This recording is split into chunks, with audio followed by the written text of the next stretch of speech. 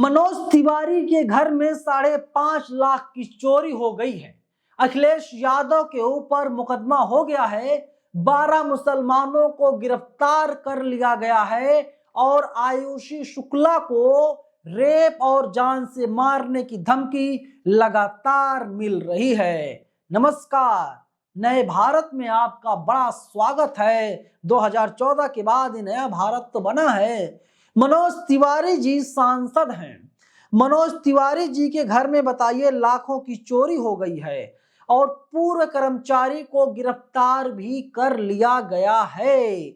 मतलब सांसद साहब का घर अब सुरक्षित नहीं है और ये लोग आम जनता के रक्षक हैं। आम जनता के प्रति इनकी जवाबदेही है। और अब जो है दोस्तों कि इस पर कोई सवाल नहीं कर रहा है। बताइए, मनोज तिवारी का घर, सांसद का घर वो सुरक्षित नहीं है। पूर्व कर्मचारी कैसे घुसा, क्यों घुसा, कब घुसा, कौन लाया, अपने आप में बड़ा सवाल जो है पैदा कर रहा है। अखिलेश यादव पर मानहानि का केस दर्ज हो गया है। खबर में है, न्यूज़ 24 कहता है कि अखिलेश यादव पर मानहानि का केस दर्ज। विष्णु शंकर जैन ने एक का हर्जाना मांगा। दरअसल संभल हिंसा में अखिलेश ने एक्स पर विष्णु शंकर जैन की तस्वीर पोस्ट की थी। विष्णु शंकर जैन ने कोर्ट में कहा कि वह संभल मामले में एक वकील के तौर पर अपनी कानूनी जिम्मेदारी निभा रहे थे। साथियों, ये है। अब आप आयुषी शुक्ला, आयुषी पंडित को जरा सुनिए।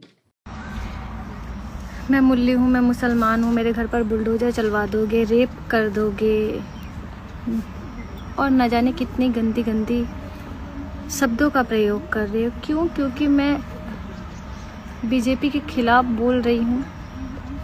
मैं मुसलमानों से नफरत नहीं कर रही हूँ। मैं हिंदू लड़की हूँ यार।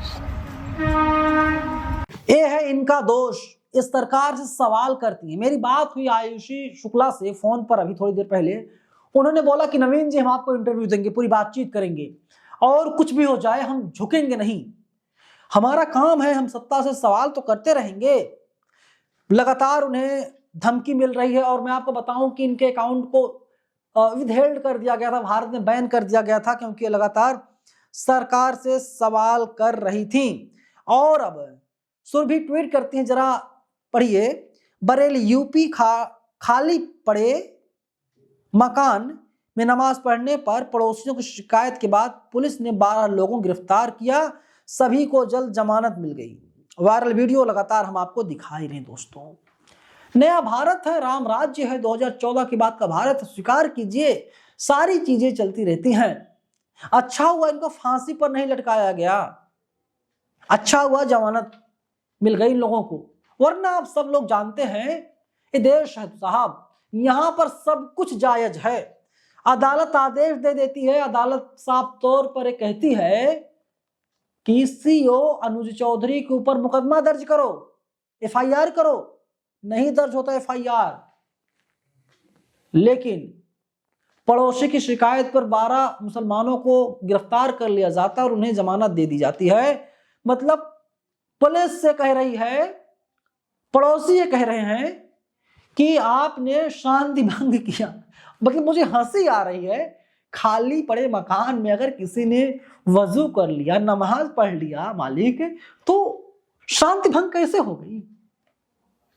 ना इन्होंने रोड जाम किया, ना हाईवे जाम किया, ना मंदिर में घुसे, ना कहीं और गए, तो शांति भंग हो कैसी गई? शांति भंग कैसे ही बताइए आप लोग मुझे। लेकिन ये नया भारत है, न्यू इंडिया, स्वागत कीजिए, सब कुछ जायज है। खैर, इस वीडियो में इतना ही। कमेंट में अपनी बात को, अपनी आवाज को, अपने सवाल और विचार को जरूर लिखिएगा। धन्यवाद।